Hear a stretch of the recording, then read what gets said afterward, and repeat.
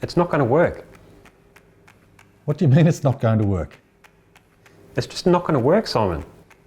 But Danny, it's such an incredible area. Sunset Country, the big desert, the little desert. There is so much to see and do. Plenty of action, a stack of mud, and plenty of sand. It's going to be an epic journey.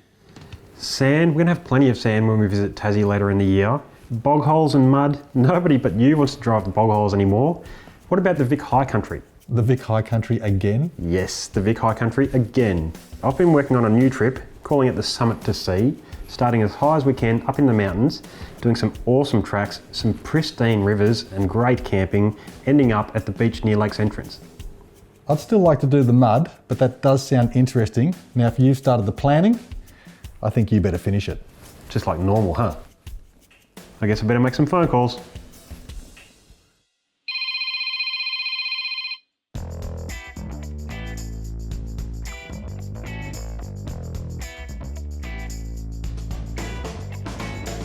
Thanks, Danny. That sounds fantastic. I'll come back to you fairly shortly and I'll let you know who's coming on the trip. All right? All the best, mate. Thank you. Cheers. Hi, Mark. Good, mate. How are you? I just got off the phone with Danny. They're just planning their next Your 4x4 trips, and basically we can do the Victorian High Country and the northeast region of Tasmania. What would you prefer? Well, while I haven't done Tasmania, I do love the Victorian High Country, and if I can grab the keys for the 79 single cab, I reckon that'd be right up my alley. We'll go out there, see if we can find some tough tracks and put that thing through its paces. Awesome. From what I understand, northeast Tasmania is going to be cheese, wine, fresh seafood, and a bit of fishing in there as well, so that sounds right up my alley. Sounds like a plan. So if you're happy with that, I might just go grab the keys to the 79. I believe they're just in the final touches of putting the new links on it, so we'll check that that's all working and should be good to go. Sounds like we've got a couple of great trips coming up, Mark. Absolutely. Thanks again, Matt, and I'll catch you later. Cheers, buddy.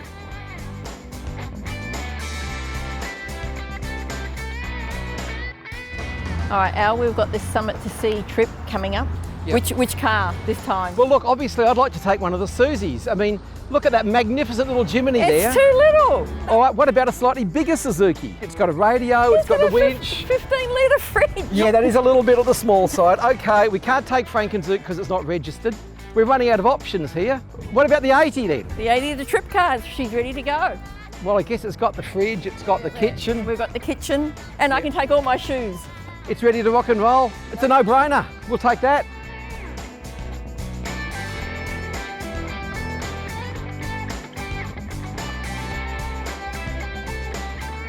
Tell you what, Darryl, for this trip, we'll flip for it. Heads, I get to ditch the office for a week. Tails, you can go. Looks like I'm going. Sorry, mate. Have everything you need? Mate, I have everything I need right here for the week. Is that all you got? That's all I need. Hey, Danny, how you going? Oh, yeah, I'll help with the food. How many people? 23? Oh, yeah, all right, you better bring some big fridges. Yeah, and that big truck, yeah, bring that. All right, Danny, I'll have a look and see which car I'm gonna take. Oh, there's no room in this. How am I gonna fit all the fridges in here? No way, not enough.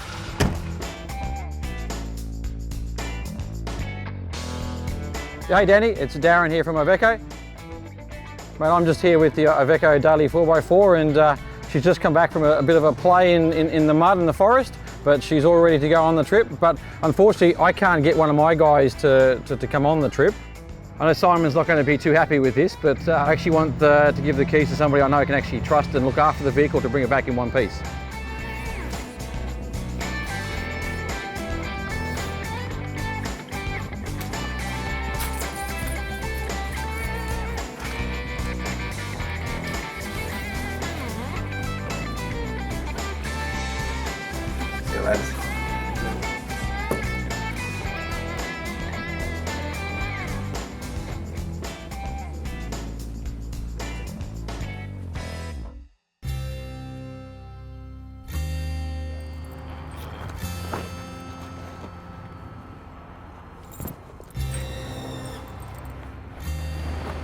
Hey mate, you've got all this space. Why are you loading it up on the right-hand side? If going on these trips has taught me one thing, is that Simon and Danny need all the room they can get in the canopy.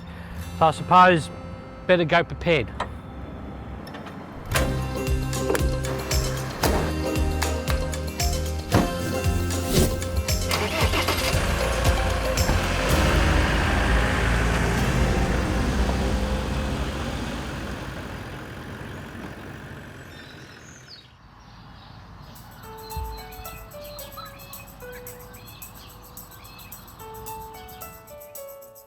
First night of the trip, we stayed at this beautiful Mountain View motel. Gave us some magnificent views of the mountains, but also we had a fantastic breakfast.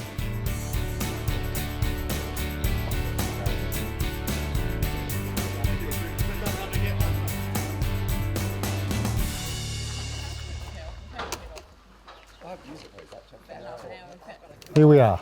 We're in the Victorian High Country. I'd probably rather be doing the border track and hitting all of those mud holes. But let's see what sort of trip Danny's come up with. I hope he's done his planning. Well, that's it. The Iveco's all packed. Here we are at Corryong, ready to start our high country adventure. I've got a fantastic trip planned for us for the next week and a half. And look what I've got, the keys to the Iveco, and he's not getting them for the next whole week. I'm gonna chuck him in the passenger seat. We've got all of our spares, a stack of equipment and plenty of food packed up neatly in the carry boy vehicle. Let's go and see how Danny's going. Looking good, Danny. Ready to hit the tracks? Oh, and thank you very much for bringing up my ride. What do you mean your ride? You want these things, do you? You're not getting them this trip. Seriously? This is my ride. I've got something for you, even better. The passenger seat. No way. Yep, way. Let's go and see where you're sitting.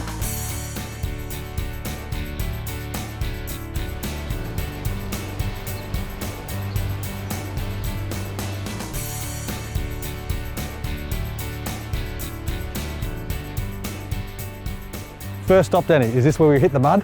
No, Simon. We're in the Man from Snowy River Museum. It'll be pretty exciting, I think. We couldn't come to this area and not drop in. I've organised John and Stuart to give us a guided tour. So let's go and introduce ourselves. Chef along as well. Yes. Thank you. Right, well, welcome to the Man from Snowy River Museum. I'm John Whitehead, the president. My family came here in 1848, so my grandkids will be called locals, I think. We start off here with all we have on Jack Riley, who we claim's the man from Snowy River.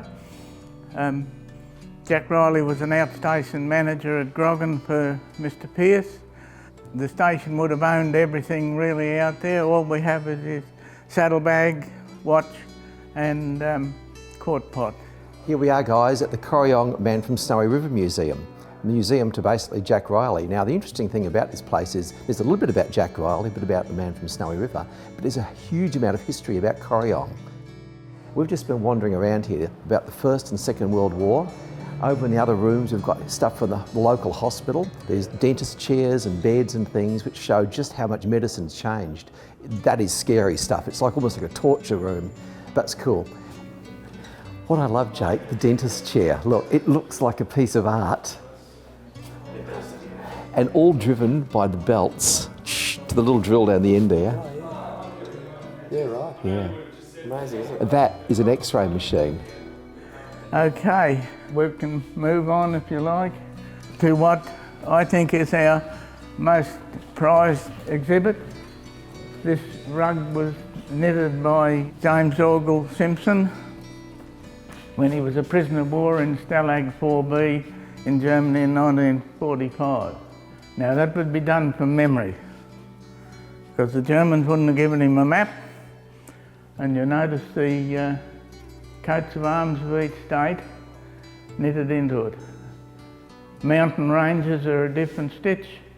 Lake Aire's full of water, even so he had a bit of foresight. And there's a little red dot there for Corryong, where he came from.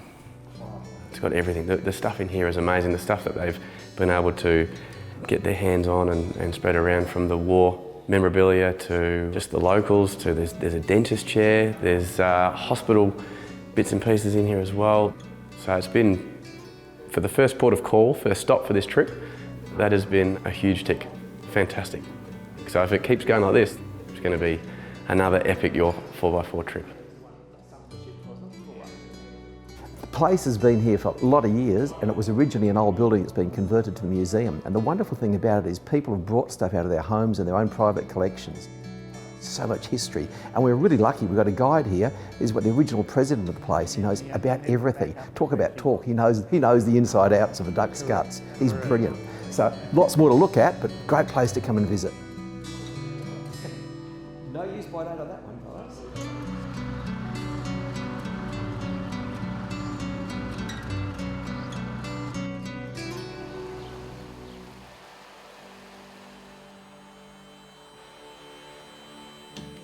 We left Corryong after checking out the Man from Snowy River Museum. Hit the tracks, it was time to start our long adventure through the high country.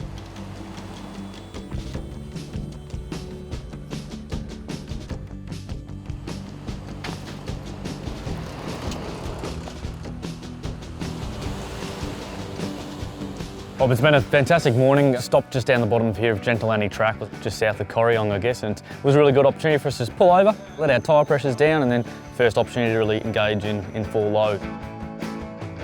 Jeff, we're just about to lead into Gentle Annie. It looks like it's a steep track, a little bit undulating, should be fun, but it's time to let the tyres down. What do you advise for pressure? In this area we're going to be doing probably 40 kilometres an hour at the most. Considering the weight of the vehicle, I'd say probably around about the 20 to 22 PSI. We're going to go 20 on this one because we have got extra weight on the vehicle.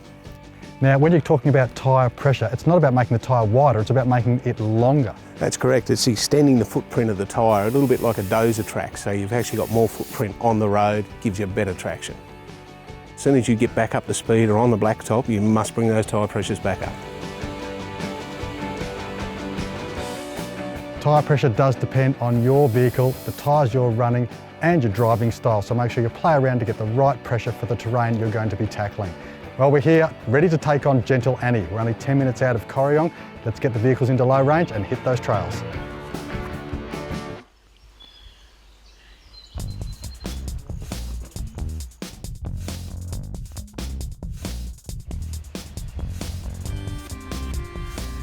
Certainly a straightforward track. Would be a different case at night time and in pouring rain, but a vehicle like this just eats it up. Torque on tap, it's amazing. It's awesome, and this is only the first low range available. And the thing I've noticed with this on steep, undulating, some serious off-road tracks is how stable and capable the vehicle is. It's pretty surprising, even on the highway as well. At decent cruising speed, it feels like driving the 80. It's a pretty fuel-efficient 3-litre turbo diesel. It is a small motor, but I don't mind it. Certainly turns a lot of heads.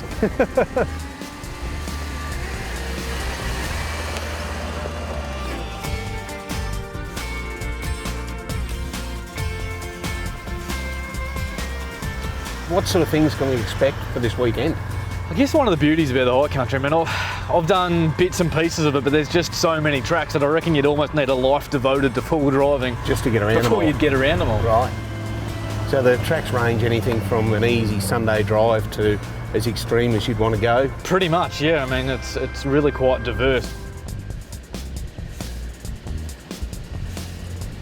I guess Gentle Annie by name, Gentle Annie by nature. It was a really nice, just undulating track for the way up here, just to get us all warmed up, and really looking forward to some harder tracks along the way.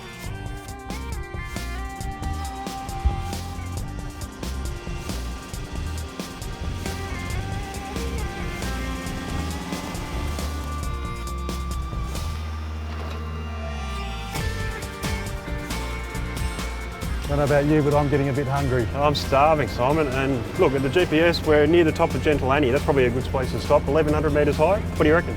Well, best of all, we've got our chef on board, Mike from Trek Hardware. I'm really looking forward to seeing what our first meal is. I wonder what's on the menu.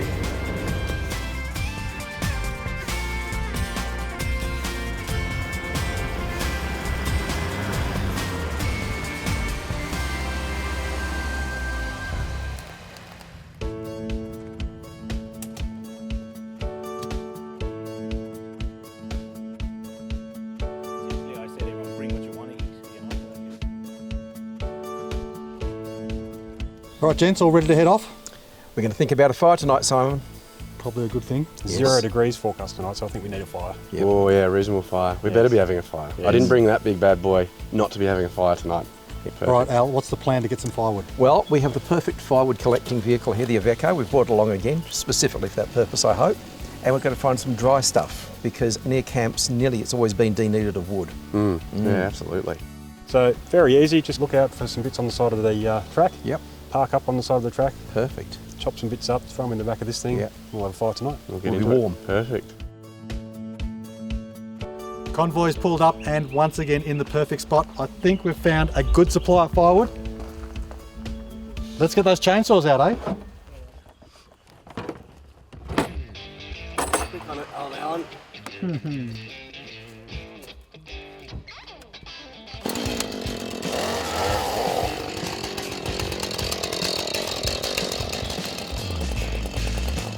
After lunch, we knew we needed some firewood for camping tonight.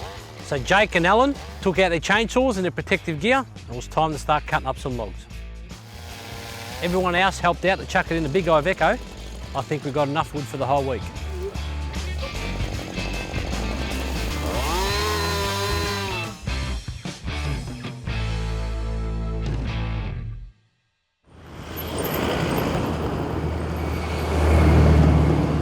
This is officially your first trip with your 4x4. Yeah, officially first trip with your 4x4. How's the scenery out here? I mean, the drive-in last night, you wouldn't have seen much of it, but today, it's just stunning country. Oh, it's just, and for this time of year, you know, we're only at the start of November, but normally we've had a few hot days. You'd expect it to be dried up, but it's very green still through here. You really could be any place in the world, really. It's that green and that picturesque.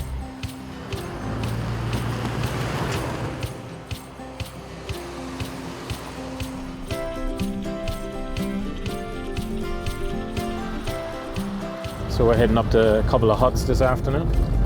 Yeah, there's a couple of huts on the way. I think one in particular we're going to have time to get to is quite close to our campsite. The huts through these regions are just an iconic part of Victoria's history, but they also spread all the way through up into New South Wales. And it's interesting to see the different style and quality of the huts, the way they've been restored and looked after from Victoria through to New South Wales. So coming into these areas, doing your research, finding out where the huts are and visiting them, it's well worth it. It's a big part of our history and heritage.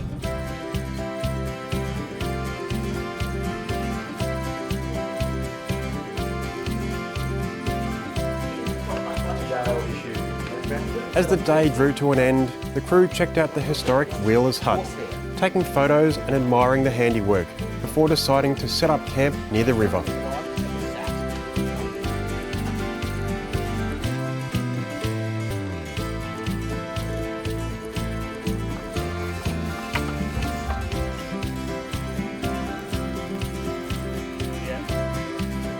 It had been a long day and we were looking forward to kicking back by the fire as Mike from Trek Hardware cooked up a massive spit roast for the whole team.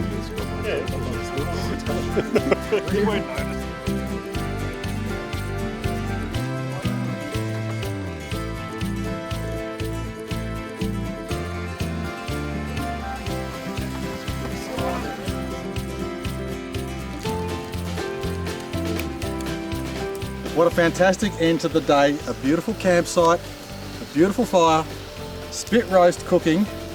It's also probably a good time to welcome the newest member of our group, Mike from Trek Hardware. Yes. I tell you what, he's paying his way with a spit roast on for all of us tonight. Thank you, Mike. I'm sure that's why I'm here. I've been dedicated chef.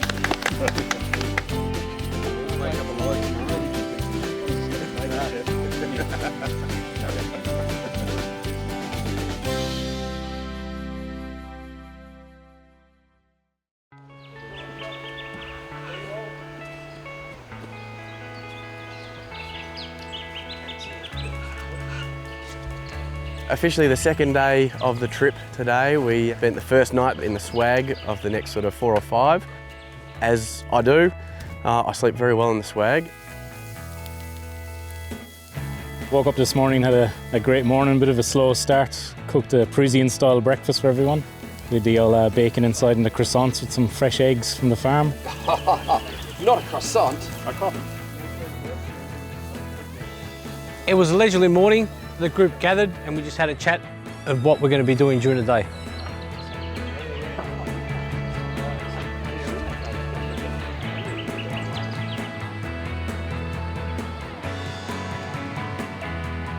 All right, are you all ready to go? Ready? Ready? Half an hour ago, boys. Right. And the rest. All right, in your vehicles, let's go, let's get on the road. Alrighty. So Danny, do I get to drive today? What, you want these things? Yeah, of course. You're joking, aren't you? You're not getting them.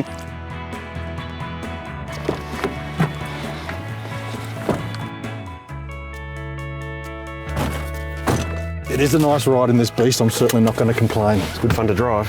Wheel set? All set. Let's get going.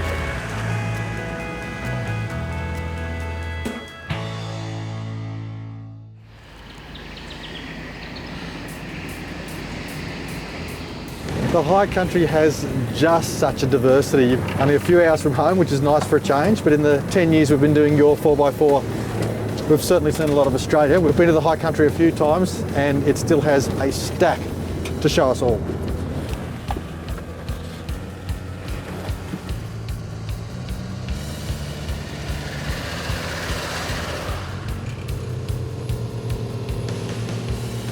We just sort of went our way through the national parks, and as we sort of started to climb back up and out, we found our way to our first little bit of a challenge, which sort of had the likes of Simon and Danny sort of chomping at the bit in the big Iveco. It was like a bit of a muddy hollow that sort of just dropped down and then had a steep incline out. Very typical situation we've got here. The first vehicle just crawled over it, broke the crust of that soft layer, straight up and out, but it's left it a little bit damp for the second car. Now the RB car has come through, Mark Berger, he's tried to crawl it, but he's just in the wet slop.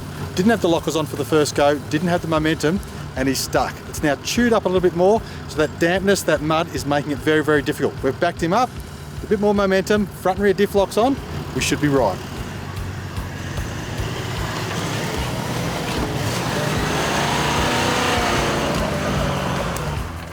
Crawled its way through, and then the grandfather of four-wheel drive, Alan Johnson and Barb, took the mighty 80 through. All right, we're moving off.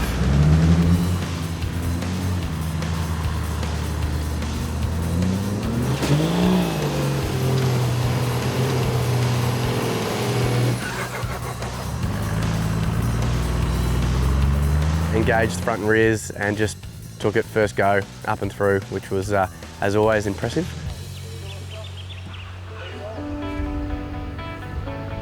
Heading up to Mount Pinnabar, it was glorious. The views on the rise, I think it was nearly 1,800 metres we were up, and through the timber and everything, it was just glorious to look at. The land starts to lose the thick bush and you get open, wide plains and you just have views. I mean, the views were just absolutely sensational. The trees start to change and you start to get those more alpine snow gum type things, which is just magnificent. Yeah, meandered our way across the top of the mountains and then came down the hills with just breathtaking views, just amazing. The weather's been fantastic, you know, beautiful blue skies. On the way up to Mount Pinnabar, some reasonably steep hill climbs out there, nothing overly challenging. Anyway, we got to the top and we've just been so lucky today, and we've just had some just unbelievably magnificent views. Sitting out on top of the mountain, just enjoying the view, and it's great to see the snow on top of the mountains.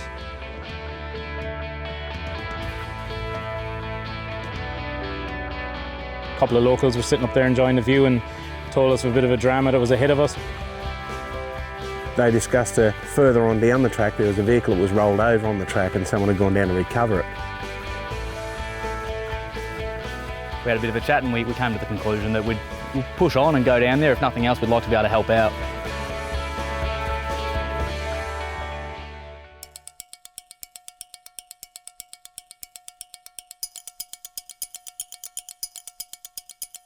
We headed down the hill, it wasn't too long, we got to the vehicle and it was a write-off. Coming across the vehicle, you could see how it had happened.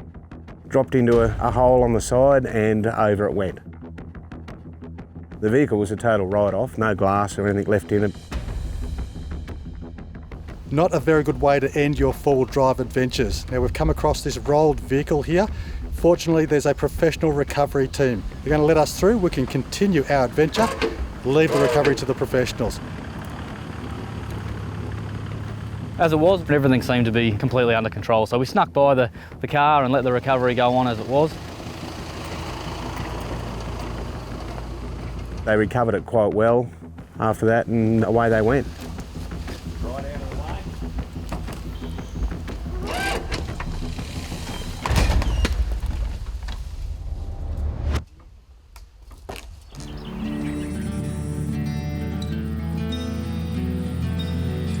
Eventually we came down to the bottom of the hill and ultimately we ended up here.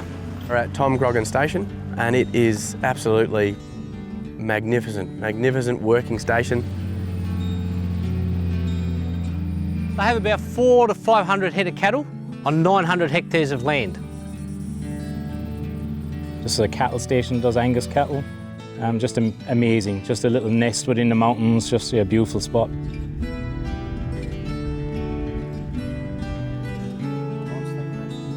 We had a chat with Wayne, the property manager here. He's been here a number of years. Gave us a bit of history on the property, a bit of history of the local area. Well, Wayne, thanks for letting us on the property. Thanks for welcoming the group of us. Tell us a little bit about the wonderful hut here. We've got photos back to the 1930s of when the Nankervis family acquired this place. This building was included in those photos, so we believe that it's coming up to 100-year-old. The current owners that have owned the property since 1990 decided to refurbish it. I'm pretty happy with how it's all presented.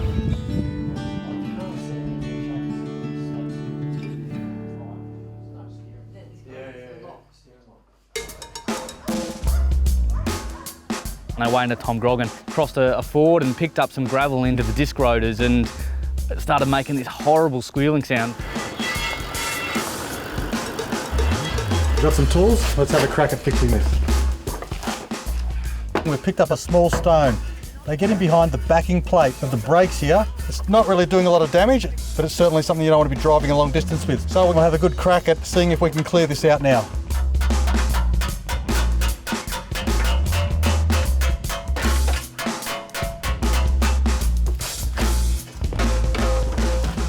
I reckon that should do it. Beautiful. Thank you.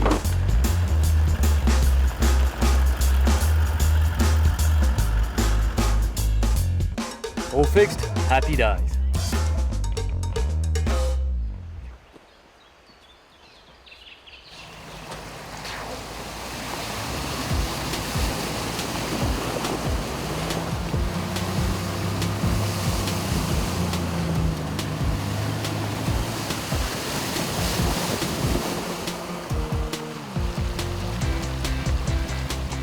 Danny, time for a quick chat? Yeah, sure. Come over here. Group's a little bit concerned we might be ending up late into camp tonight. To tell you the truth, I am a bit too. Talking to Wayne up at Tom Grogan Station and he thinks it's about a 6-hour drive to get to camp. 6 hours, serious? 6 hours. Danny, that's going to get us there at like 8 o'clock tonight. Doesn't matter if we set up in the dark? I'm not worried about you and I'm probably worried a bit about them. Is there anything you can do? While you were talking to the guys over there, I did pull the map out and have a bit of a look. And I think I've found a bit of a shortcut. Tracks are open, I know that. And I think it'll get us into camp at a decent time. All right, let's get this mob organised and get back on the track. Well done.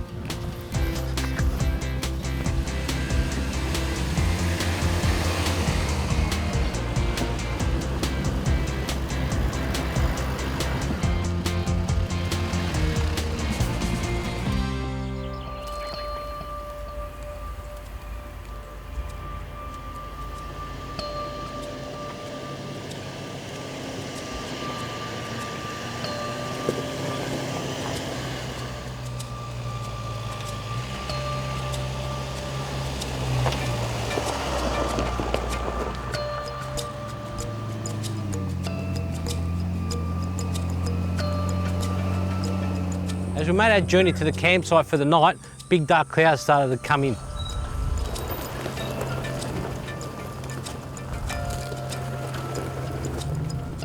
Being in the high country, as you know, the weather conditions can change very, very quickly. We got rain, and it was very, very heavy rain. We thought coming into the campsite we might be drowned last night. Well, as soon as we got into camp, the rain stopped. It was fantastic.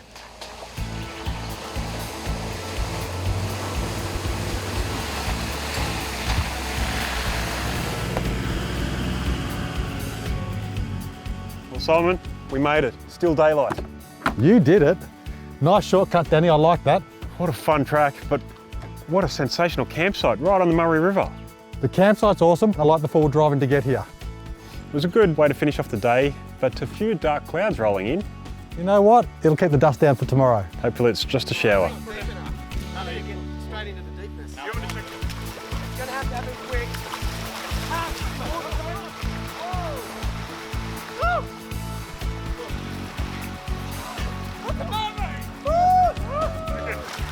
I reckon it's freezing. What do you reckon? It's bloody cold.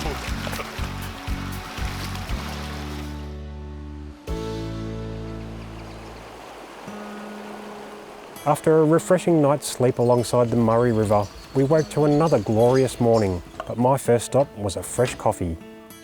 Mark had also brought along his coffee gear and offered me a morning espresso. With fresh cartel roasters beans and Mark on the tools, it was a wonderful start to the day before hitting the tracks.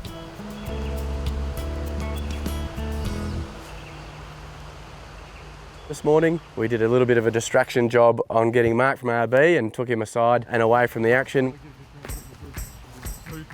Our little Irish joker that we have here with us had got in underneath the vehicle and tied some very large zip ties to his tail shaft.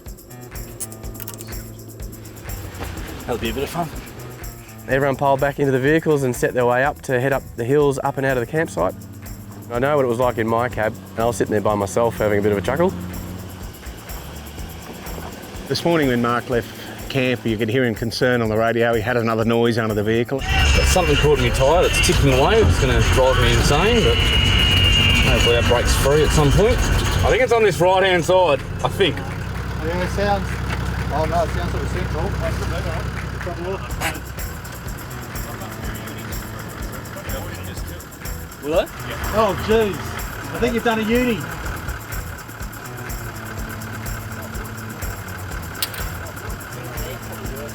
I reckon that might fix it all right. Reckon that might be it? Simon encourages me up so we can have a look at it as a group, and of course the boys have sneakily got under my car and stuck some cable ties around the tail shaft just to drive me a little bit insane.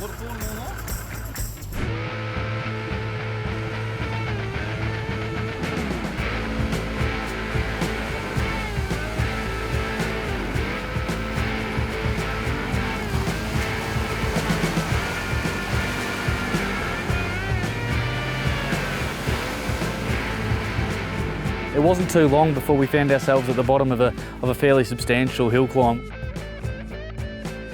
Big, long, steep, lots of undulations and cut-ups and chop-ups in it, and this is what High Country is all about.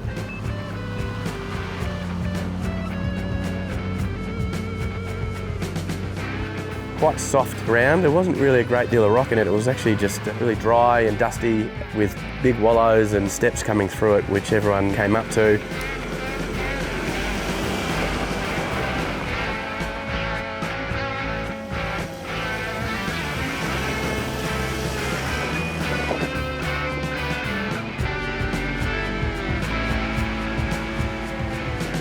We did come across our last section here and they're a little bit more challenging. The guys having to use the diff locks in some of the other vehicles. Some nice crossovers in it, so you end up with a bit of wheel lift, but we all drove it and drove it quite well.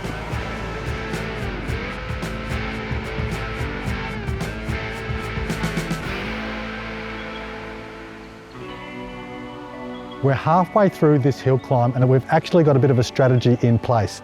The vehicles we've got to the top so far are our vehicles with diff locks. They're the more capable vehicles and they're up here because they will be the recovery vehicles. Now the one we're really worried about is Luciano in the VW. Now it's not Luch we're worried about, it's actually the vehicle itself. So let's get him up next, we'll see how he goes.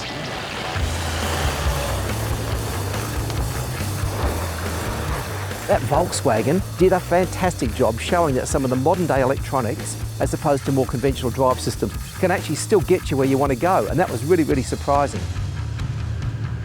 Myself and the Amarok, we just rely on traction control. It comes down to picking the right line, having the right tyre pressures.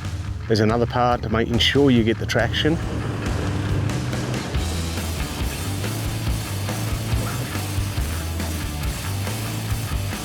Had a bit of fun getting some of the IFS vehicles with nothing more than traction control up, and that was a bit of fun too, just seeing how these cars all got up. Realistically, everybody drove really well and got the cars up there, really showcased good driving styles and how you can manage a hill like that. What a great little hill climb that was. Good little challenge to not too far out of camp. It was really interesting to see the different lines, the different drivers, the different vehicles. Everyone seemed to make it to the top without too much trouble though, but I've got a sneaking suspicion that we've got a few more challenges for the rest of the day.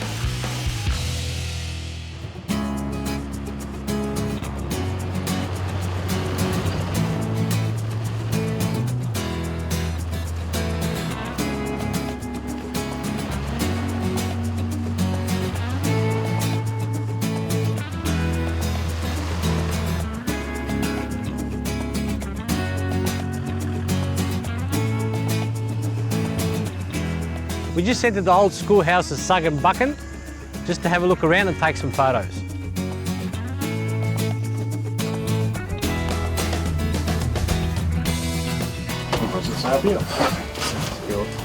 First official granting of a departurising licence for Suggan Buchan was issued to William Woodhouse in April 1843.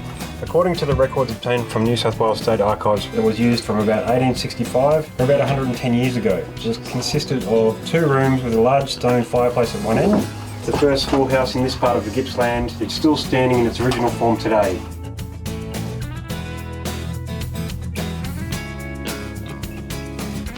I feel more educated now, thank you, Danny.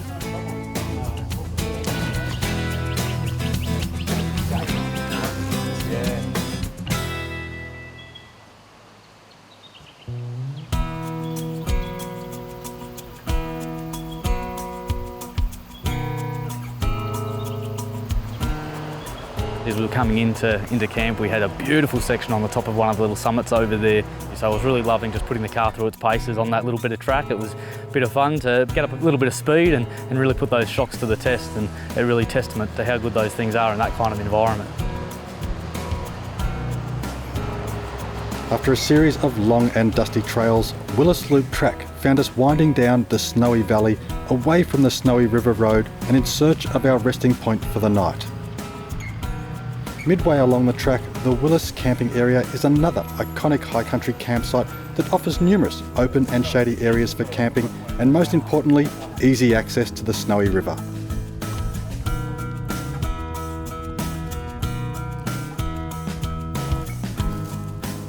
With ample fresh water, great company and the promise of a hearty camp feed and a good night's sleep, we were all set for a relaxing end to another spectacular day trekking across the incredible Victorian High Country.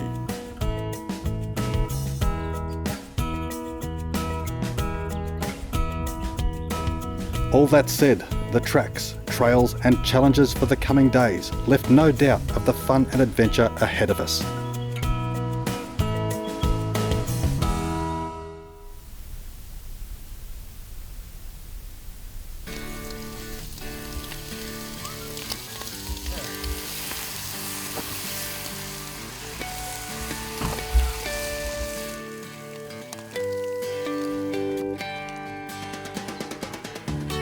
Almost done?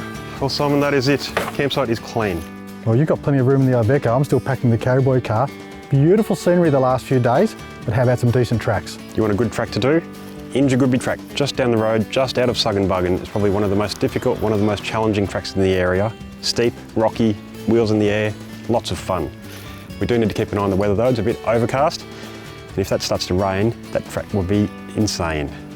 I like the sound of insane, but Injigurbi, can you spell that? Yeah, I-N-G-O. Let's get packed up and hit the tracks. All right, let's go.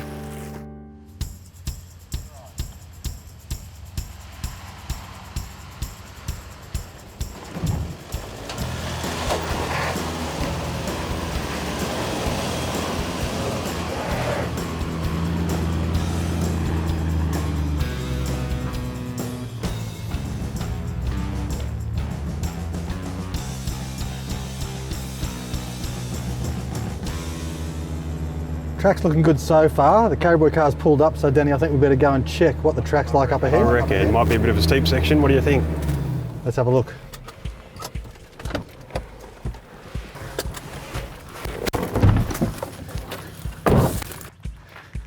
It is hard getting in and out of that vehicle sometimes, Danny. Oh, it's worth it though, it's good fun. It's awesome. All right, this is the promised track. Oh, nice. Look, a couple of rock faces, Danny, a couple of washouts.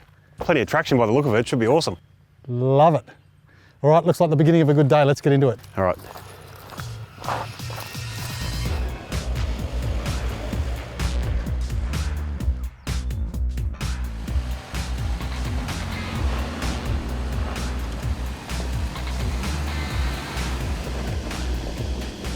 So we are on Injigurbi track, and it was literally only moments away from our campsite last night, which was Willis Campground. And we are only 5 minutes and you're jumping onto these amazing tracks. This one here is an absolute doozy. It is rocky, there are ruts and obviously, boy, jeepers.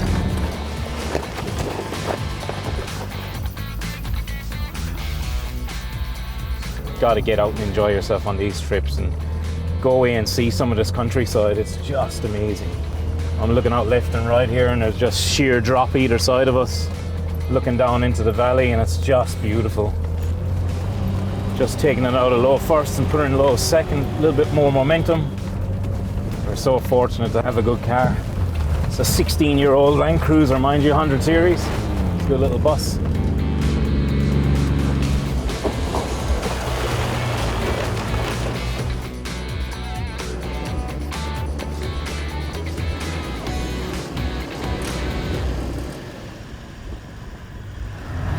Bit of a steep hill climb. What have we got today? I'm just going to quickly set up this links to see what we've got going. Links has obviously been a fairly new item for us, a fantastic platform to build from. And today we don't have too much hooked up to it in this particular car. We're running obviously the speedometer, battery monitoring, and then some switches for our lights that we've got on the car, and compressors obviously in there with the pressure control module, which is a fantastic option to be able to just plug your air hose into the tyres and set it to whichever you'd like, as you would do at your local service station. Walk away and let it do its thing, which is a fantastic little feature.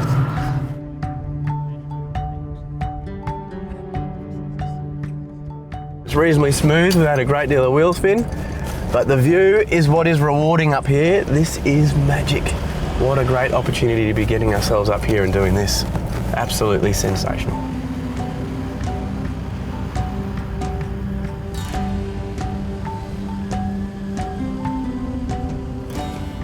And that's me done at the top of the hill. That's amazing. If that doesn't get your heart pumping, nothing will.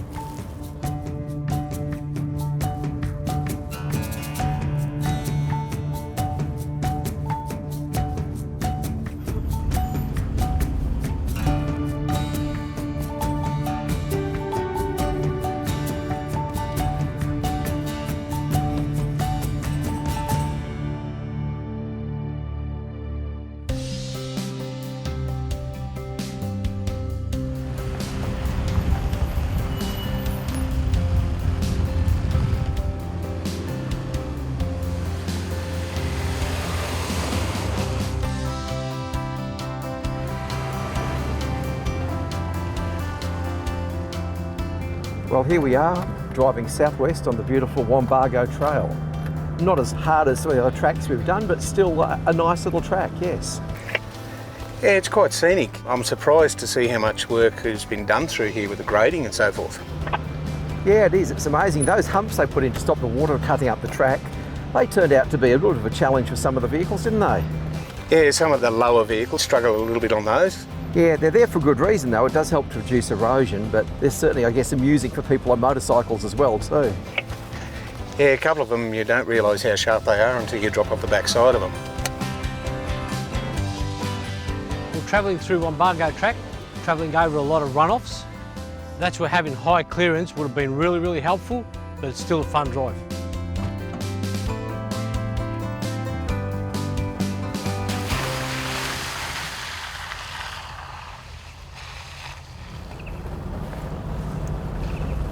Here's more of these big whoopsie-doozy things. They're quite, actually that's quite steep. I'm going to go very slow over that one. Hey, you got plenty of room there. Good work, thanks. Actually, your car hasn't hit at all, has it? No, haven't hit a single one. And you've got aftermarket suspension on that? Yeah, we've got the new ARB BP51s under it, and I tell you what, very impressed. That is good. Yeah, this has got aftermarket suspension as well, and it runs decent sized tyres. So between the two, it's got a lot of clearance, which is good. As we made our way deeper into Wombago track, we encountered our toughest challenge for the day, a steep, rutted climb that was sure to test all the vehicles.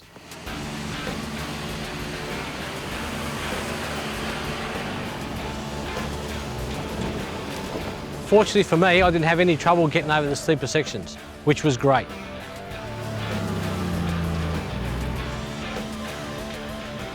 Luckily, the track was dry and provided plenty of traction for the entire convoy to make it to the top with just the occasional wheel lift. Wombago track was now done and dusted, and we were back onto some gravel roads for our last transit of the day.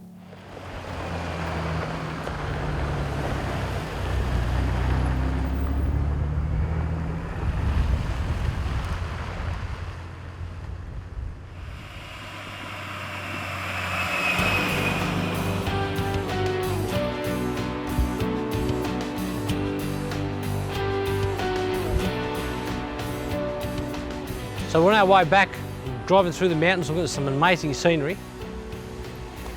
I knew there was something wrong with the AMROC, so when we got to camp, Simon checked it out for us.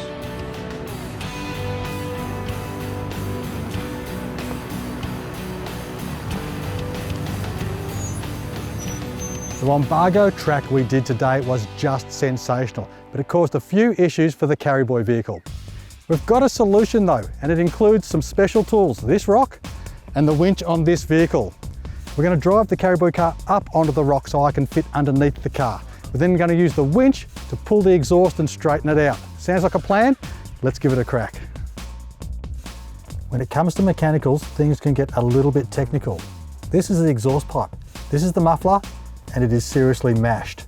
What's happened on those whoops we're driving over today, it's been crushed up, the whole muffler's been crushed and pushed back a few centimetres. If you have a look at this end, we've got a mount here on the cross member, and the whole exhaust system has been pulled out of that.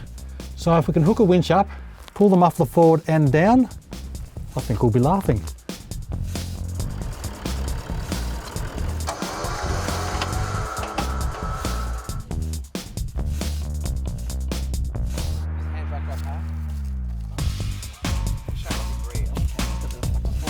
Put brakes on hard now.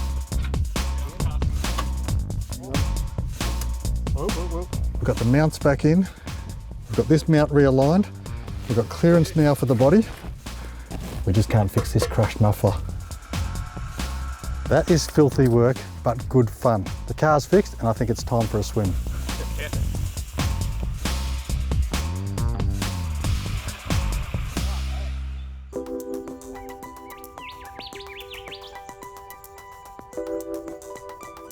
Now there are a number of ways to pronounce the track we'll be doing today, but I believe it's officially called the Dedic Trail. Dedic Trail. All right, what do we know about it? Well, to start off with, it's just around the corner from campsite, which is fantastic because we're going to be on this trail all day. Is that all you know? I think Alan's been on it before and it's one of his favourites. Yep, been up here many, many years ago, and my fond memories of Dedic Trail are being in a Suzuki, and it's got some really good ledges on it. And being super short wheelbase, it's quite exciting. Now I hope to hell they haven't graded or anything silly, but I don't think they can. I hear that it's still got some good challenges in it, and the sign just around the corner says 4-drive only, so that's a good thing. I've got my fingers crossed. Yep, me too. In your vehicles, guys, let's do it. Great. Cool.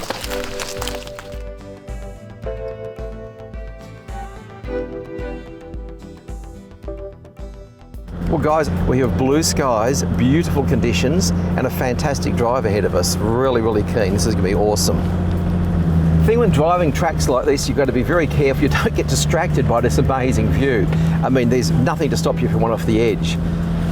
Conditions today are absolutely beautiful, as we've discussed, so this should be really nice. Dedic Trail's been there for a long time, goes to the top of Mount Dedic.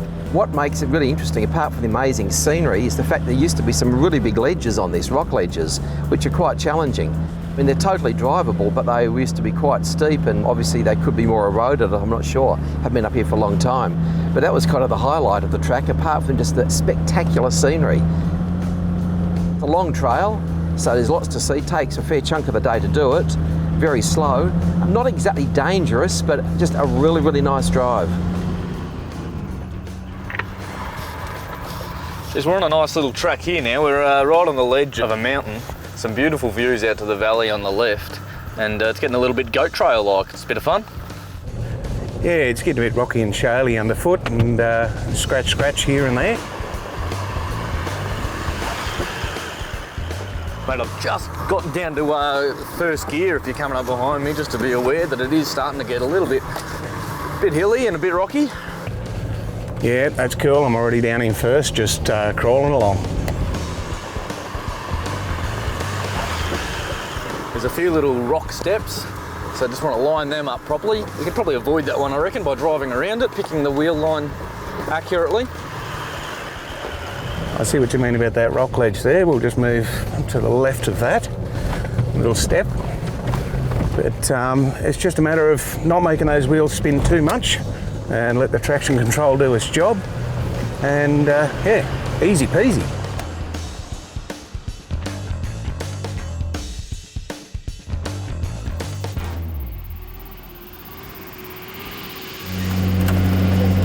just jumped up to 415 metres, so we're climbing pretty steeply at the moment. At this stage we're just driving along nice and slowly. We're in low range, obviously for maximum traction. Haven't deployed any diff locks yet, no need for that.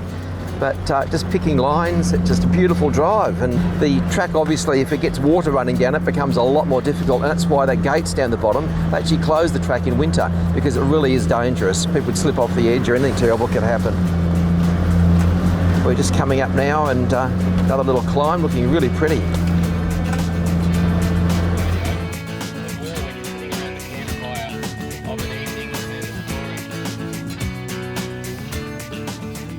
What an amazing morning, Jake. This has been, eh? It really is. We've been pretty blessed with the weather that we've been having over this trip. I was sort of expecting that we'd be getting a bit of rain every so often. We had it on that second or third night where we were coming down into the camp and it started to rain. But other than that, it's been really great. Well, Jake, we've pulled up for our lunch spot, and I don't know about you, but I'm losing weight by the minute, so I got to get out and get some lunch. Let's do it.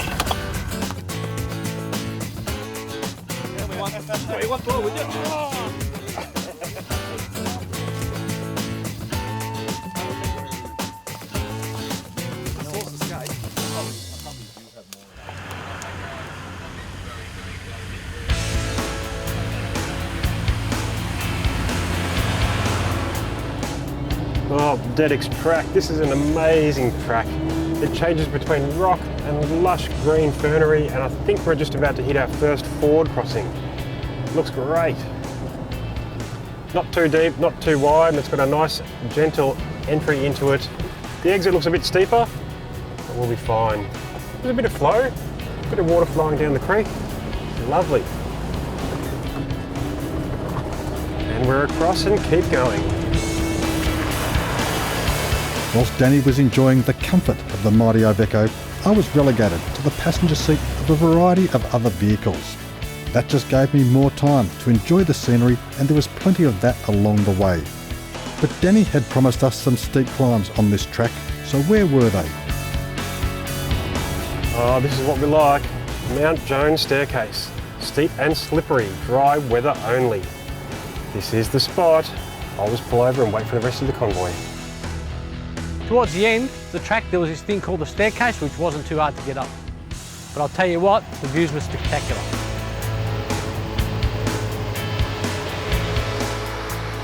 Here we go.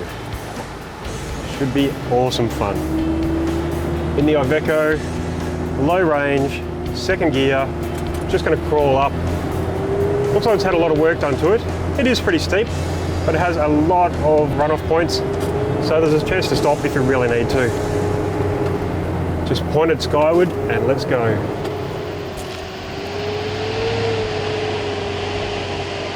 Making good progress. Call AJ up. Okay, AJ, up you come.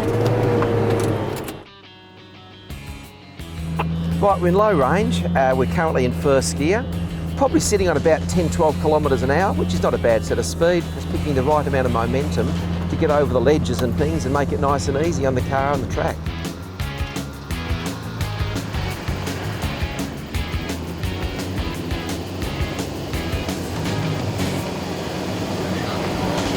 The Mount Jones staircase was certainly steep and slippery, but the dry conditions, rocky base and recent track maintenance made it all too easy. But there was still one more challenge to be conquered.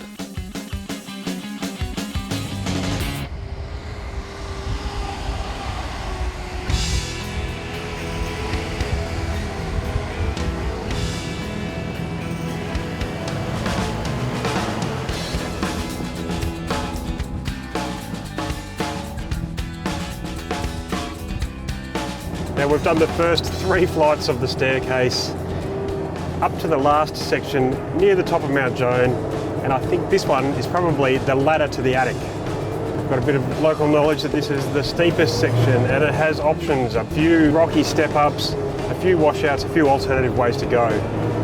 I've got the buttons, so I'll probably press them in a minute and have a crack. The ladder to the attic, as Danny called it, was definitely the challenge we were after, and a clear highlight for this track and our day. A series of steep, rocky and chewed out step-ups made for an interesting climb and really got the blood pumping with excitement, anticipation and the thrill of a good off-road challenge. The final stretch had us all on a high and hungry for another glorious spit roast, thanks to our new camp chef from Trek Hardware. We wound our way down another valley towards the Snowy River and a peaceful high country campsite, our resting place for the night.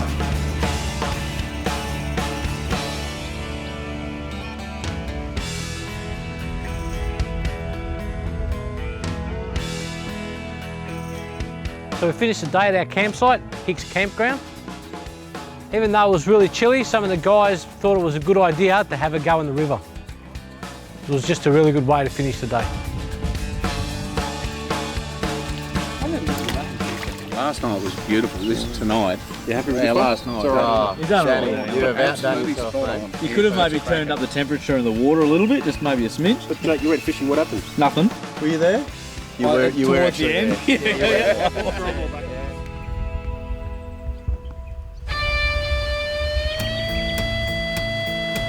This morning I woke up at another absolute cracking campsite down beside the river. Danny's outdone himself again. Everything he seems to find is just absolutely beautiful, one better than the next. Thought I'd sneak in a cheeky little fish this morning.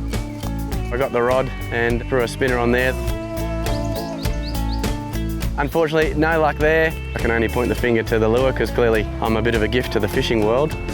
Far from it. With no fish for brekkie, it was time instead for the morning ritual of a decent caffeine fix.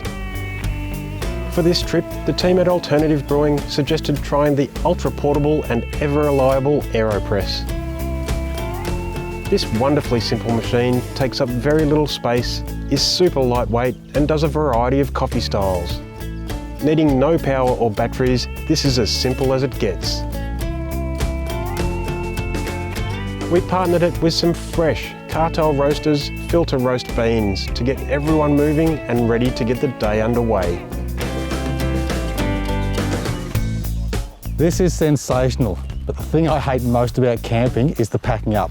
Yeah, it's all done now though, thank goodness. It's so bloody hot this morning. Beautiful day, but it's getting warm. You've lined up a water crossing first up? I have. It's a beautiful crossing. I'm not sure how deep it's going to be at the moment, but it's a very long crossing and it's a nice way to relax. All right, awesome trip, Danny. Thanks for organising it. Let's get out there. Let's go.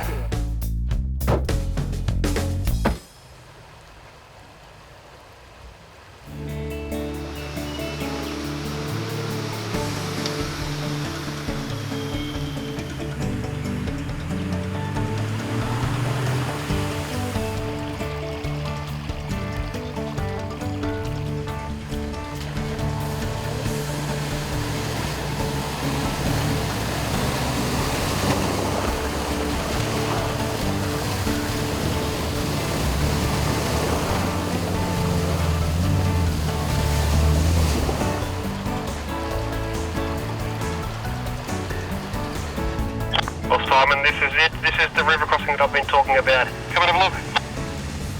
I've been waiting for this. Gotta be kidding. Jackson's Crossing, have a look how wide it is. That is huge, Danny. And you know what? I think the exit is down there. Are you serious? Yeah, it's an awesome crossing. Copy, Simon and Danny. Go ahead, Mike. Oh, Simon, I've got a problem here, man. I've got every light on the dashboard, battery load, everything. I think there's something wrong. Alan, did you hear that? Can you come down and give us a hand, please? I think we've got an electrical issue. Yeah, come me down there, mate. I'll be there shortly. All right, Mike, we're coming up to help. This was meant to be an easy day, Simon. Check the battery terminals first. So the alternator is what charges the battery system while the vehicle is driving. Any mud or anything that gets thrown up under it is going to render it useless. First of all, we have 10.4, which means the battery is effectively flat. 10.4 is not good, Al. So main battery is low, second battery is good. Yes. So I think cleaning it out's the only option we've got. A couple of bottles of water squirted with some sort of pressure.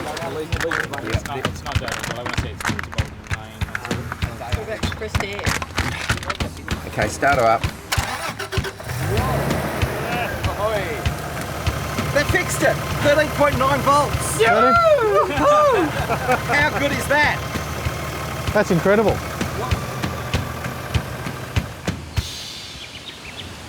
I'm happy. All my lights are off.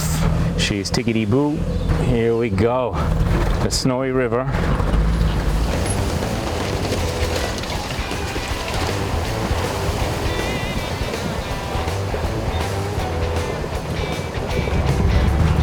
She's a little bit bumpy, but this is amazing. You obviously don't want to make too much splash up in the engine bay, but the loose river stone underneath, it was moving around a little bit, so you had to keep your wits about you and concentrate on what you're doing. So we all made it across quite easily, and sit back and relax here now and have a bit of a feed.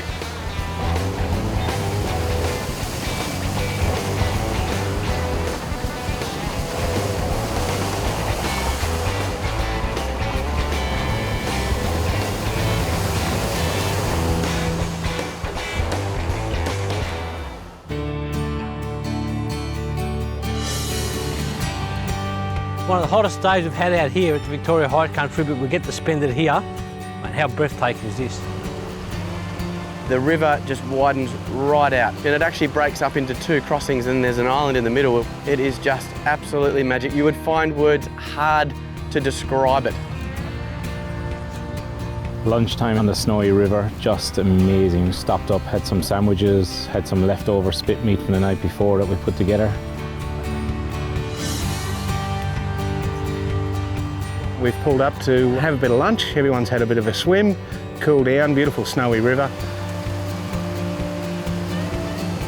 We jumped and went in for a swim for half an hour thinking you can't top this.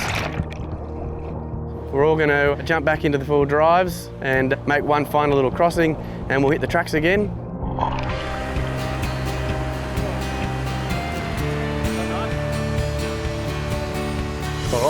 And it sounds like we're off. Crossing the Snowy River for the second time. It's a two-part crossing. We're just at the rapids here. So we're actually crossing mid-stream on the rapids. Geez, yep, she's flowing. You want to make sure you pick the right gear if you're in a manual. Stopping halfway across here would be less than ideal. But easy enough, just rolling through, constant throttle control.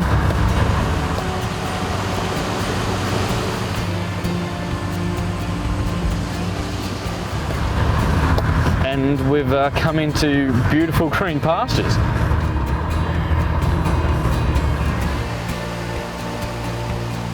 After we'd had lunch and had a nice swim in the Snowy River there, we came out and continue on our way.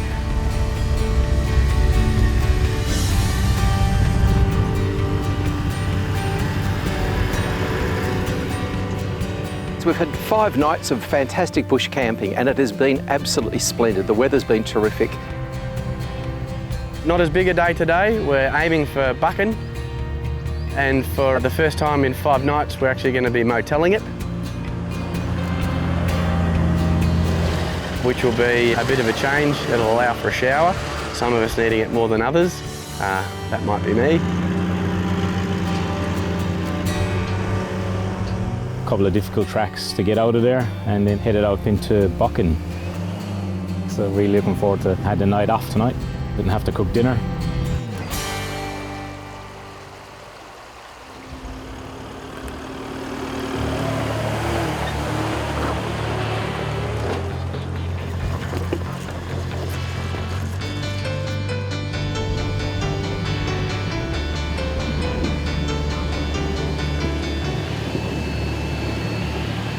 Went through some private land which we'd had access to, and crawled our way up through some pretty challenging and rocky tracks, which was a little bit of fun. It brought us out onto the summit, and then we slowly made our way down in towards Buchan.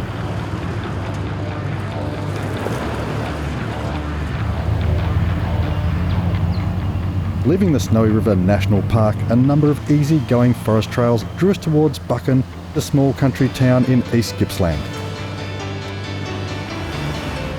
The journey led us over the Marindal River and back onto one of the very rare blacktop sections we would experience during this adventure.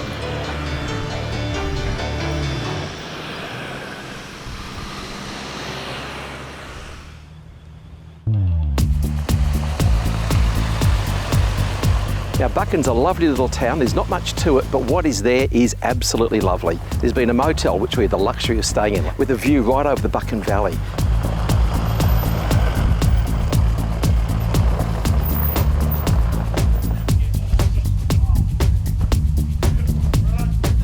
So it was really nice, I guess, to finally pull into the Buchan Motel and find ourselves with warm running water, bed to sleep in, and a shower, I guess, to wash off those 5 days of dust and dirt. So that was a fantastic way to end that day, and we made our way down to the Buchan Hotel for a meal. We'll be able to get ourselves to a pub and have a big feed and talk some big long yarns of today.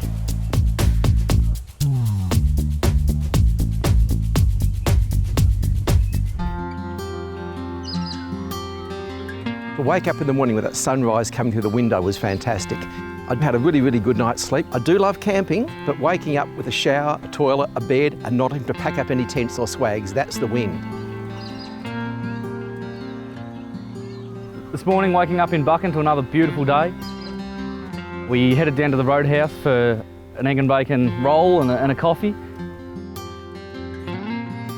There's not much in Buchan, as I said before, but what is there is terrific. Every single person was friendly, and we've had breakfast at the local servo.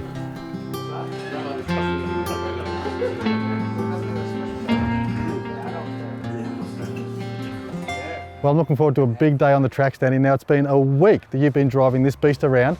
Should really be my turn, but last night you brought in Big Mike from Iveco. Yep, Mike's turn. Welcome aboard. There's the keys. Fantastic. I suppose I'm stuck with shotgun again. Yep. All right, come on. Let's go.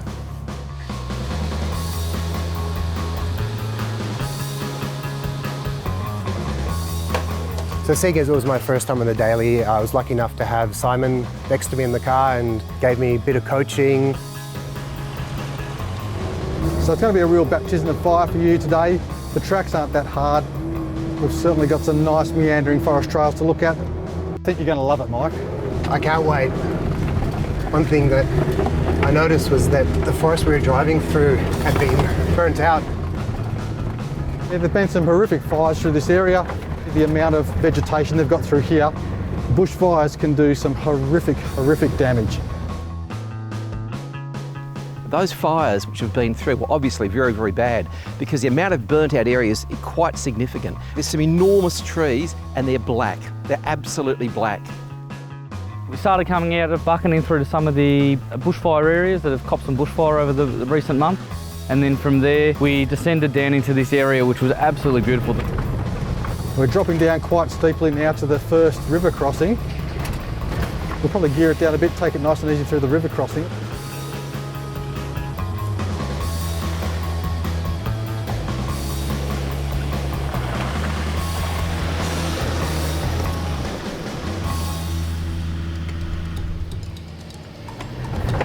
It's been a pretty straightforward drive this morning, but this is really overgrown. I love tracks like this.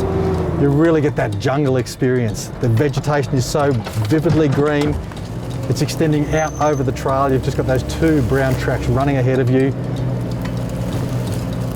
Plenty of debris on the track, plenty of foliage to pass through. I love it. Ducking again. Ducking again. Through this last section, we've come through some really tight tracks, and when I say tight, I mean we've got the greenery coming right in and encroaching on the cars on both sides. So it has been one of those ones to be very careful as you're making your way through. If you're worried about scratching your car, don't do that track. No dents or anything, but very scratchy, lots of overgrown. It shows that in this amazing track network, there's huge areas that hardly get used, and this is obviously one of them.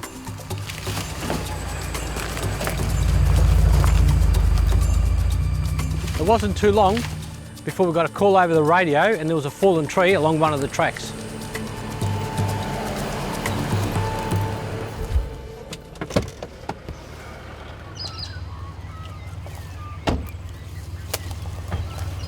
Mark, yeah, this is going to need a chainsaw. Can you bring it up, thanks?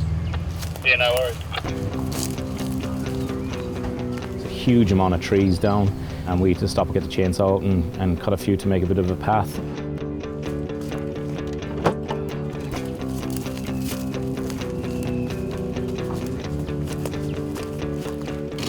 Quite a decent sized log, a good 30 centimetre diameter log straight across the track and up off the track, so it wasn't something that we could drive over or build a ramp for.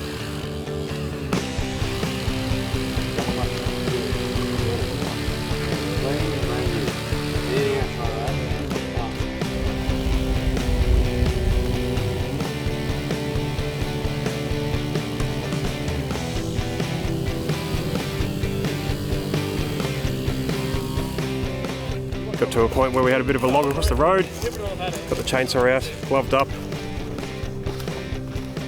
a couple of quick cuts, we're able to push it off the side of the track, open it up for everyone to get through, even the Iveco. It was good to have a chainsaw on board, cleared that up within about 5 minutes and away we go.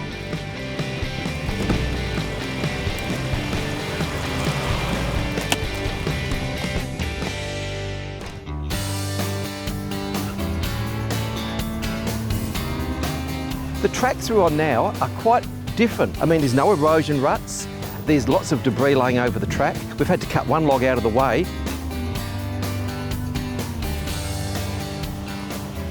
We've had an amazing morning on the tracks. It's again, the scenery and the change that we've experienced through this whole trip so far, just amazing.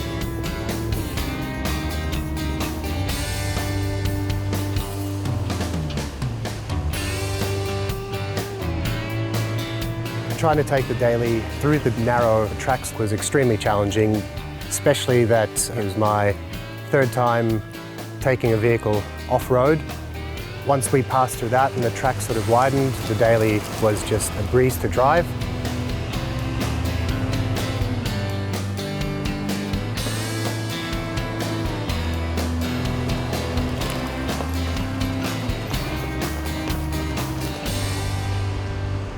Just not long continued here to a beautiful lunch spot. So looking forward to having a nice salad roll and we'll continue on for the rest of the day. It's become my unofficial job as the chef in the convoy. And we had some beautiful fresh sandwiches with just some ham, coleslaw, lettuce and cheese. It's just super food when you're up on the track and you're getting pretty hungry.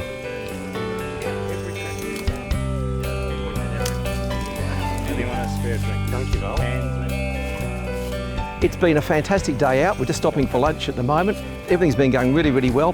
Looking forward to some more great tracks this afternoon.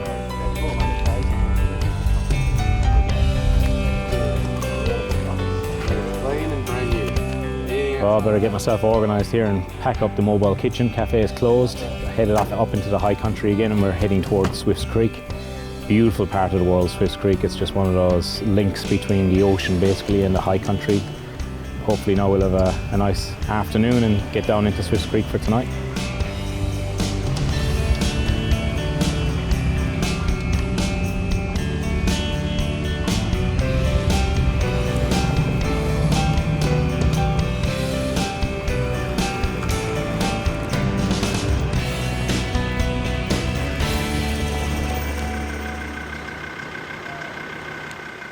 We've got a tree down on the road, so we've been off the radio. Copy that. All right, got some spare gloves? We're all good. Okay, thank you.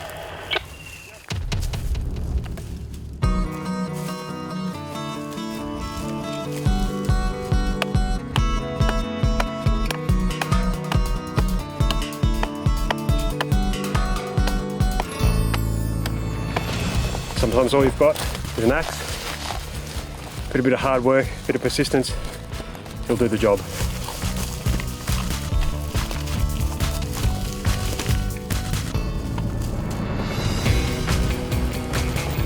At around 3/4 of the way from the summit to the sea, Danny's plans for a different high country adventure were proving to be a success.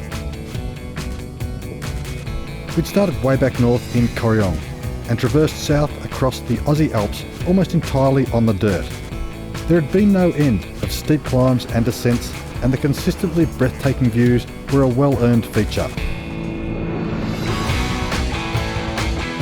It had been a long haul today, driving off-road all the way from Buchan, and as we descended towards the tiny township of Swifts Creek, The thoughts of a hot meal and a cool drink at the local were another top reward for a great day on the tracks.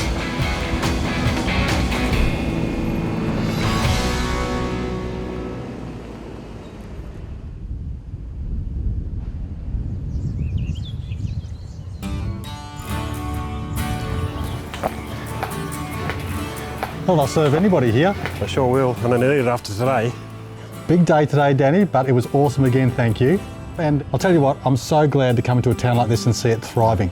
No campfire tonight, unfortunately, but this'll do, Danny. Well done, thank you.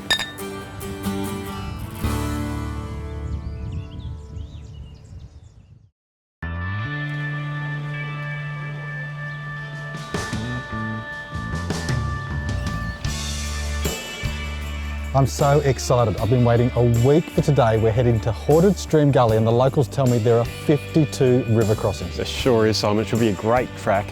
But first, there's something we missed out on doing yesterday. I really want to take the whole convoy. AJ's going to be so excited when we get there.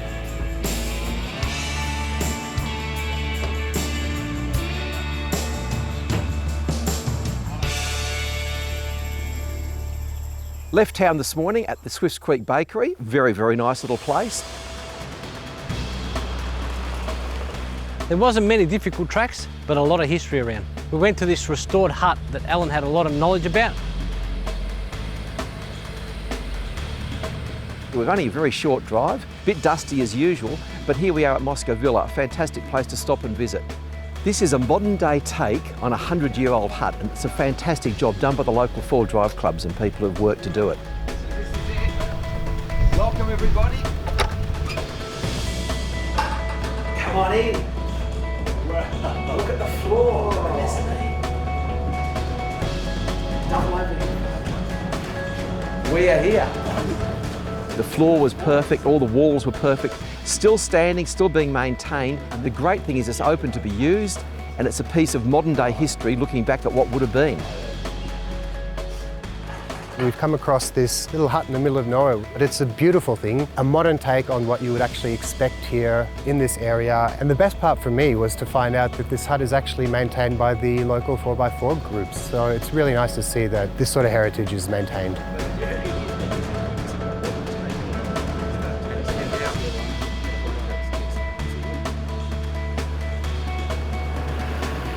Then we stopped by the Washington winch, which was this huge piece of machinery on the side of the road.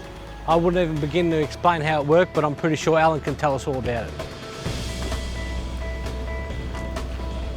We just went past the winching setup, where they used to bring the logs across from up on the top of the hills. All of it's still there, all the overhead cable work. Originally rigged by men who had used this technology through the peak years of steam logging and left intact in a readily accessible site surrounded by the bush it would use to work. It is listed on the Victorian Heritage Register and managed by the Department of Sustainability and Environment. These winches revolutionised steam logging, reaching their heyday in the 1920s and 1930s.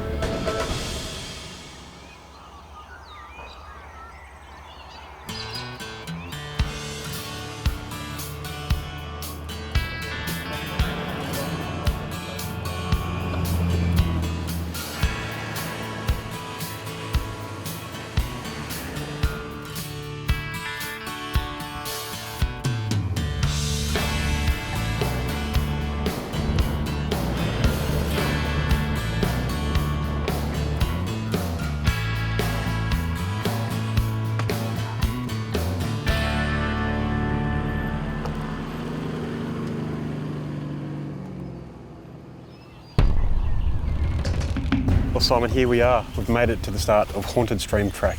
I've been looking forward to this, Danny, but to be honest, I'm a little bit concerned. We've got clouds rolling in, there's a little bit of rain. We are very remote here. Haunted Stream Track, I can't wait. I did this 20 years ago when I first came to Australia. It was tough back then, a load of river crossings. I'm really looking forward to this one. It's 52 water crossings. There's some mud in there, and it can be difficult at times. It's a fairly long track too, Simon, and once you're on it, you really are committed to the end because there is no way to get out other than getting to the end. We've got lots of river crossings, could be deep, could be shallow, no place to turn around, it's going to be exciting. It's a single lane track. There's nowhere to overtake, nowhere to back up, nowhere to get around vehicles. What are we going to do? I think we need to be smart with the convoy and put some of the less capable vehicles in between those more capable vehicles in case they need a bit of a hand.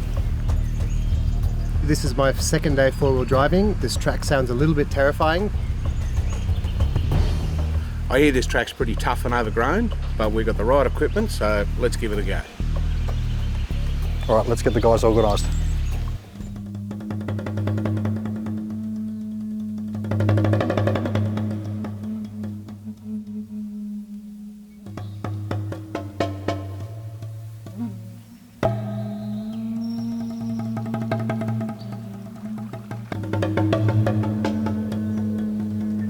It was time to do some harder tracks. As it started to drip, we went down the haunted stream trap.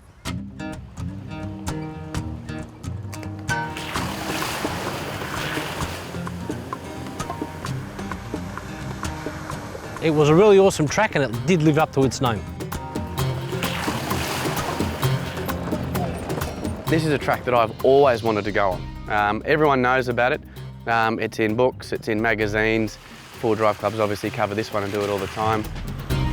Look, personally, I wasn't actually that aware of it. Most of my travel's always been a little bit more west of here in the Victorian High Country, so it was great to come out here and see something new, some new terrain.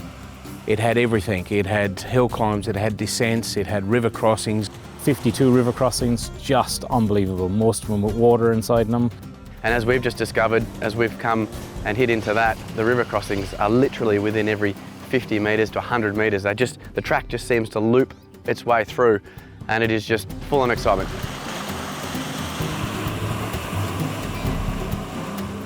Lots of river crossings obviously, but then within about the first couple of kilometres, Simon spotted out this nice little step section, which was really kind of cool. It did require, I guess, some of the vehicles to have locking diffs and the like.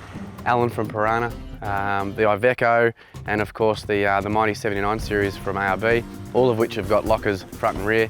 They didn't engage the front, but they certainly engaged the rears. And they climbed them quite well. Then we decided to put the Iveco up and test it out.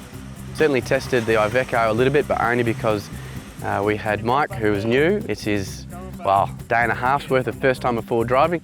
It took me a couple of goes. First time I thought I actually beached the vehicle up on one of the rocks and got a bit of guidance from the experienced guys with me and launched up, and it was one of the best feelings I've ever had. Absolutely unbelievable. Fantastic. Awesome. Back in your box. Let's continue on. It was the first time, I guess, this trip we've actually been able to push those cars just that little bit further and push them through something that a little bit more challenging, which was a bit of fun to break up the day.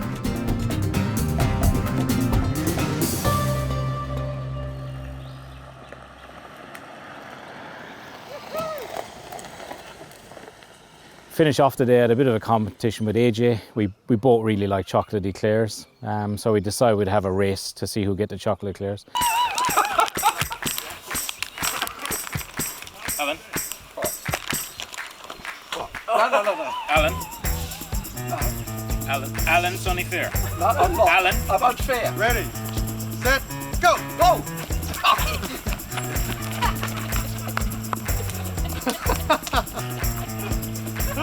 It's going to be a photo finish.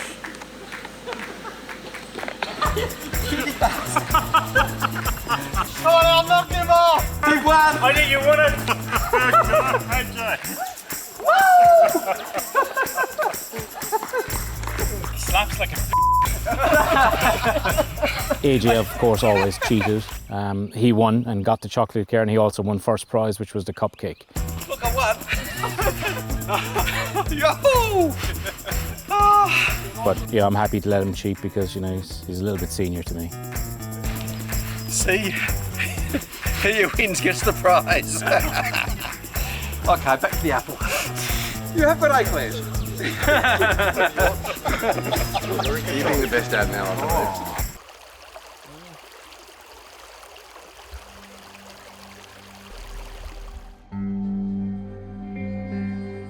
We have just finished the Haunted Stream track, and that is one of those most iconic tracks in the area. Took nearly all day, but it was worthwhile. So many different environments, from rock cliff faces to obviously countless amounts of river crossings. The inclines, the change of scenery, the really tight tracks. I always wanted to do it, finally got a chance to do it, got to do it with this awesome bunch of guys, and come to the end, pumped, absolutely pumped.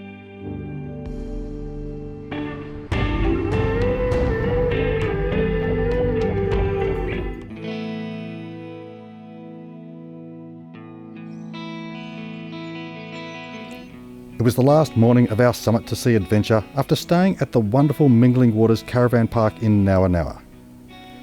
But we still had a big day ahead of us, and breakfast was the first point of call. Known from all around for its delicious hamburgers, the Mingling Waters Cafe was home to a very special meal.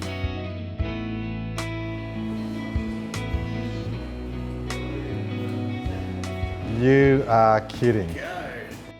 That looks epic. Enjoy. All right, the challenge has been set. This is Ra, the sun god. Where do you even start with something like this? I'm going to do my best to get through this morning.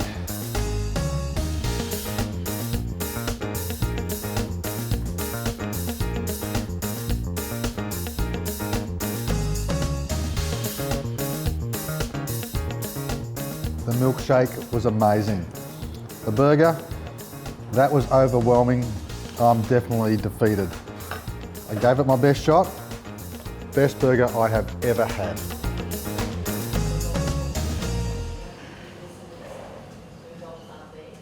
The cafe housed a massive collection of pop culture memorabilia, from action figures and toys to movie prop replicas and a gallery of gems and minerals, originally belonging to a prominent local miller. Thanks so much for having us. Beautiful place you've got here at Mingling Waters. Please take us through. Alrighty guys, well, as you can see here, we've got the Ramsdell Gallery. This has been here since 1981. Jack Ramsdell was a guy who came up here in the 1920s as a spot miller. In his free time, he liked to fossick for minerals and rocks and fossils and things like that, and do some root sculpting, as he called it. So yeah, I'll take you through.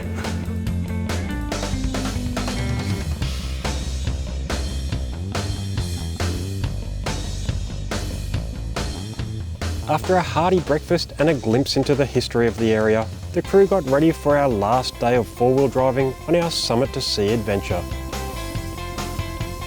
But before we left, I managed to have a quick chat with local park ranger Will McCutcheon about being responsible bush users and some tips on planning your next adventure.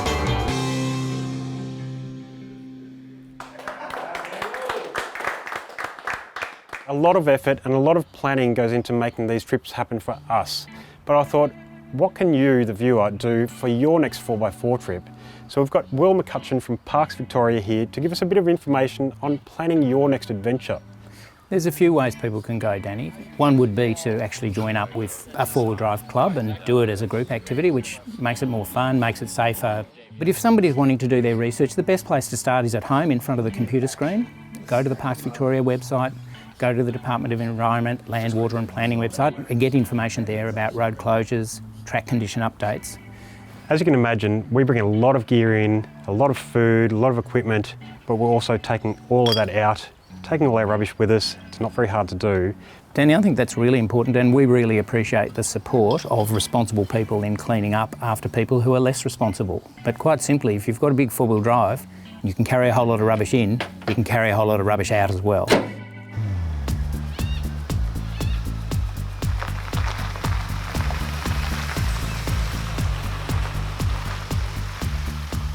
Here we are at the Stony Creek Trestle Bridge.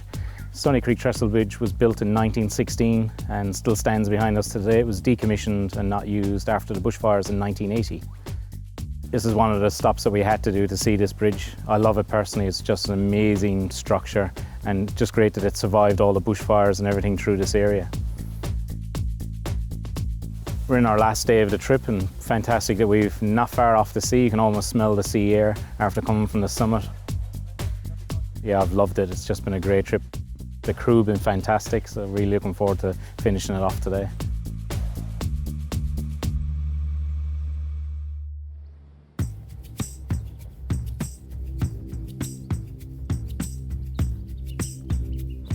We did a bit of blind exploration this morning, trying to find the ocean without the GPSs. We knew we were close, we took some tracks. The first track we went down was called Devil's Hole. And we thought this would be a good one. We headed down there, but unfortunately, and obviously getting the whole convoy down there, we come to a locked gate for personal property.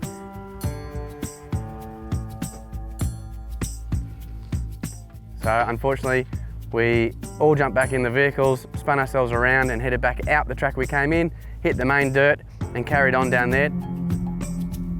Now there's a number of tracks that you can peel off to, as we discovered, but then we came along the next one, we jumped down this, everyone was feeling pretty confident with this one, and it brought us to a lake.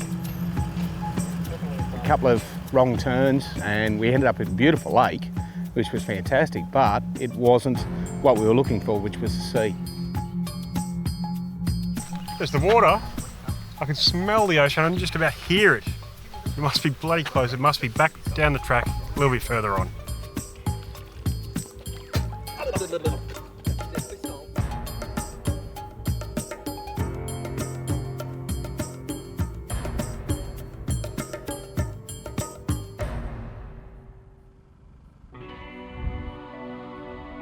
We weren't there too long.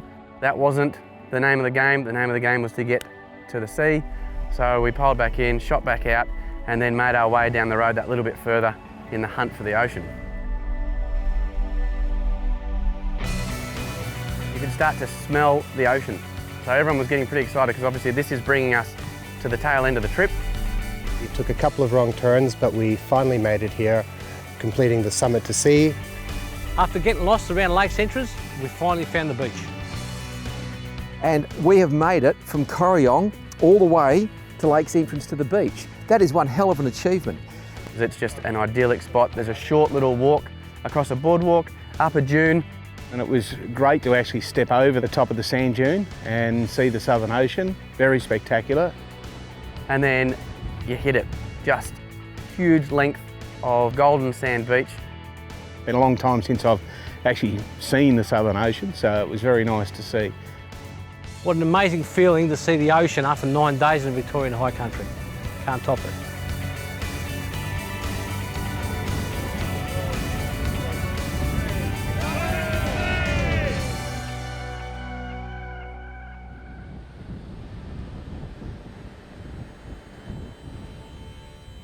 Well, it's been an epic trip.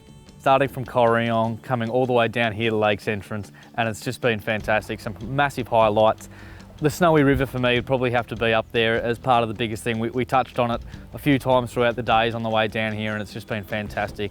That one haunted stream yesterday really topped it off. So been a fantastic trip and cannot wait to see what else is in store for the season ahead. The haunted stream track, those 52 river crossings, absolutely spectacular. Would recommend it to anyone to go and do that track. You won't be disappointed. My favourite bit by far is the rock climb that I did in the daily. It's my third time four-wheel driving, and to complete that steeper climb with the support of all the other guys was pretty special. Look, my favourite part of the trip was the drive up the Inji Goodby track. Sure, it was hard getting up the steep rocky sections, but getting up to the summit was absolutely incredible. The views up there were unbelievable. Now on this trip that we've done, there's a few big high points for me. I did the Dedic Trail 10, 12 years ago and it had big rock ledges in it. Still well worth doing, and the views on that track are like spectacular. Barb was ooh and ahhing the whole way. That is absolutely amazing. It is well worth it. Favourite part of the trip so far is more than anything really actually the shenanigans that we've got up to, and a little bit of fun and just the banter between us. Great bunch of lads. Now I've travelled and toured quite a bit and extensively around Australia, but without doubt my favourite place is the Victorian High Country.